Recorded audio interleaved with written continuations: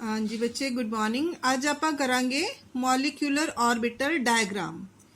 ਆਪਾਂ ਬੇਟੇ ਨਾਰਮਲੀ ਦੇਖਿਆ ਹੋਇਆ ਹੈ ਕਿ ਜਿਹੜਾ ਨਾਈਟ੍ਰੋਜਨ N2 ਗੈਸ ਜਿਹੜੀ ਬਣਦੀ ਹੈ ਉਹ ਕਿਵੇਂ ਬਣਦੀ ਹੈ। ਜੇ ਆਪਾਂ ਇਹਦੀ ਆਊਟਰ ਇਲੈਕਟ੍ਰੋਨਿਕ ਕਨਫਿਗਰੇਸ਼ਨ ਦੇਖੀਏ ਤਾਂ ਇਹਦੇ ਵਿੱਚ ਕੀ ਹੈ, ਨਾਈਟ੍ਰੋਜਨ ਦਾ ਐਟੋਮਿਕ ਨੰਬਰ 7 ਹੈ। ਫਰਸਟ ਆਕਟੇਟ 'ਚ 2 ਇਲੈਕਟ੍ਰੋਨ ਹੁੰਦੇ ਨੇ ਇਹਦੇ ਵਿੱਚ, ਔਰ ਸੈਕਿੰਡ ਦੇ ਵਿੱਚ 5। ਤਾਂ 5 ਨੂੰ ਆਪਾਂ ਕਿਵੇਂ ਅਰੇਂਜ ਕਰਦੇ ਹਾਂ, 3 electrons over here and 2 over here. ਇਸੇ ਤਰ੍ਹਾਂ ਦੂਸਰਾ ਨਾਈਟ੍ਰੋਜਨ एटम 3 इलैक्ट्रॉन इत्थे 2 इत्थे, और ये आपस दे विच की है इदां इलैक्ट्रॉन्स दी सेम शेयरिंग करते हैं और इन्हां दे विच की है ट्रिपल बॉन्ड बन जाता है। ये तो सिंपल मैथड सीगा बेटे, बट मॉलिक्यूलर ऑर्बिटल डायग्राम के अकॉर्डिंग आपां देखना है कि इन एक्चुअल नाइट्रोजन मॉलिक्यूल किवें फॉर्म अप हुंदा है। सो उहदे लई पहलां सानूं उहदी इलैक्ट्रॉनिक कन्फिगरेशन पता होनी चाहिए, जिहड़ी की है 1s2 2s2 2px1 2py1 2pz1। क्यों? क्योंकि उसका एटॉमिक नंबर है 7। तो टोटल इलैक्ट्रॉन कितने हो गए, 2 + 2 4 5 6 एंड 7। हुण मॉलिक्यूलर ऑर्बिटल थ्योरी कहती है बेटे कि जिहड़ा 1s ऑर्बिटल एक नाइट्रोजन एटम का है वो 1s ऑर्बिटल दूसरे नाइट्रोजन एटम के नाल कंबाइन करेगा। 2s एक दा दूसरे दे 2s नाल, लाइक जिवें मैं डायग्राम ड्रॉ की है। देखो ये बेटे साडे कोल एक नाइट्रोजन एटम है, ये दूसरा नाइट्रोजन एटम है।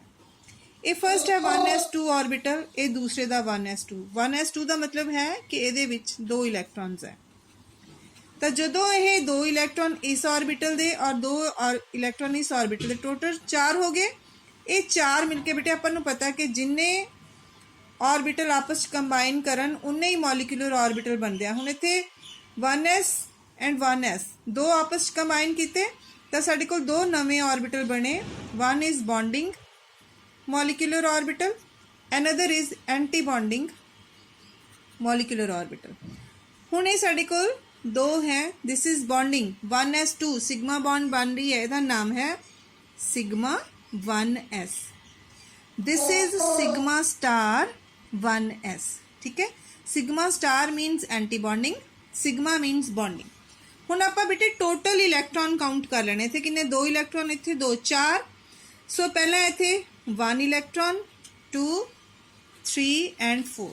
हुण की असीं देख रहे हैं कि 2 इलैक्ट्रॉन बॉन्डिंग मॉलिक्यूलर ऑर्बिटल च आ गया और 2 ही इलैक्ट्रॉन एंटी बॉन्डिंग च। उस तो नैक्सट आपां फिर कॉन्फिगरेशन च देखिए की देखिया सी आपां कॉन्फिगरेशन च 2s2 इलैक्ट्रॉन्स। हुण आपां 2s2 ऑर्बिटल इत्थे ड्रॉ कीता है। 2s2 2s2 ये एक नाइट्रोजन का है, दूसरे नाइट्रोजन का। हुण इहदे विच भी किन्ने है 1 2 1 2 2 इलैक्ट्रॉन मीनस 2 इलैक्ट्रॉन, 2 मीनस 2। अगेन हुण 2 ऑर्बिटल बन गए। This is bonding molecular orbital, this is anti bonding molecular orbital. हुण इहदा नाम की है बेटे, it is sigma 2s, this is sigma star 2s। Sigma means bonding molecular orbital, sigma star means anti bonding molecular orbital. Again total साढ़े को 4 electron फिर distribute करने हैं 1 2 3 and 4। Okay, next comes 2px 2py 2pz। एक एक electron लिखा बेटे, मीनस तिन्हां दे विच एक एक इलैक्ट्रॉन जिहड़ा वो है। इसी तरह ये दूसरे नाइट्रोजन। हुण आपां टोटल इलैक्ट्रॉन काउंट कर लेने हैं 3 ते 3 6 इलैक्ट्रॉन्स नूं बेटे इहदे विच आपां डिस्ट्रीब्यूट करना है। ठीक है, हुण 2px इस 2px नाल ज्वाइन कर रहा है, 2py इस 2py नाल ज्वाइन कर रहा है, और 2pz इस 2pz नाल। और px ते py ऑर्बिटल अगर तुहानूं याद होवे बेटे ये पाई बॉन्ड फॉर्मेशन च पार्टिसिपेट करते हैं। सो इन्हां दे नाम भी हैं पाई 2px पाई 2py। और जिहड़ा pz ऑर्बिटल है ये इस तरह ही अरेंज्ड है। तो इसका जिहड़ा नाम है वह है सिग्मा 2pz। अगेन ये मॉलिक्यूलर ऑर्बिटल्स हो गए। और इसी तरह ऊपर this is pi star 2px, pi star 2py and this is sigma star 2pz। Means these are the antibonding molecular orbitals. We have 6 electrons. 3 इत्थे हो गए बेटे, 3 6। उन्होंने असीं पहलां डिस्ट्रीब्यूट करना है। की कहते हैं प्रिंसीपल ऑफ बा प्रिंसीपल कहता कि पहला एक increasing order of energy. Pali exclusion कहता है कि एक एक इलैक्ट्रॉन पहला ये आएगा, बाद पेयरिंग होएगी।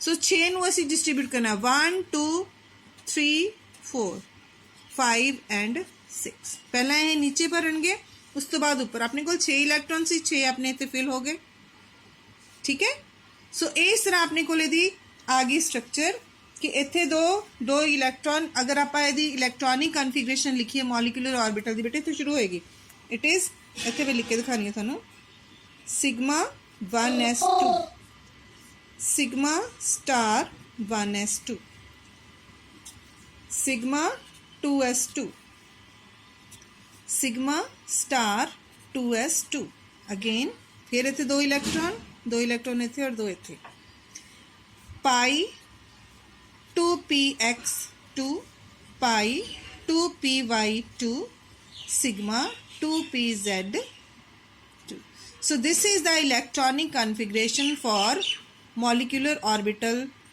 of nitrogen ਹੁਣ ਆਪਾਂ ਇਹਦਾ ਬੇਟੇ बॉन्ड ऑर्डर देखना है bond order means number of electron in bonding orbitals and number of electron in anti bonding divided by 2 bonding ये नीचे वाले bonding है so 2 2 4 2 6 2 8 ਤੇ 2 10 10 minus antibonding this stars are antibonding 2 ਤੇ 2 4 ਇੱਥੇ ਉੱਪਰ ਕੋਈ ਨਹੀਂ ਹੈ -4 divided by 2 6/2 3 bond order is 3 bond order 3 means it has triple bond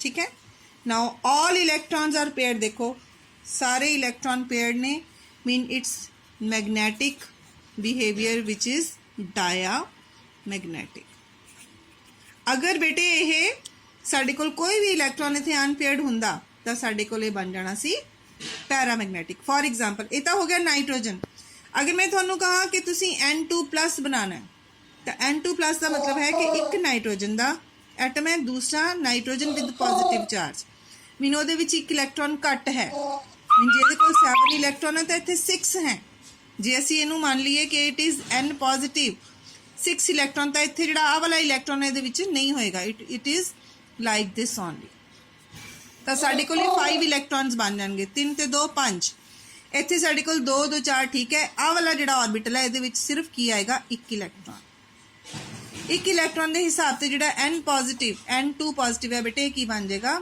paramagnetic और इस N2 पॉजिटिव का जो बॉन्ड ऑर्डर है वो की बन जाएगा हुण साडे कोल की है बॉन्डिंग दे विच इत्थे एक इलैक्ट्रॉन घट गया बन जाएगा 9 -4/2 5/2 दैट इज 2.5 2.5 मीनस ਇਹਦੀ ਜਿਹੜੀਆਂ बॉन्ड्स ने 2 and 3 ਦੇ in between so this is how you can write molecular orbital diagrams thank you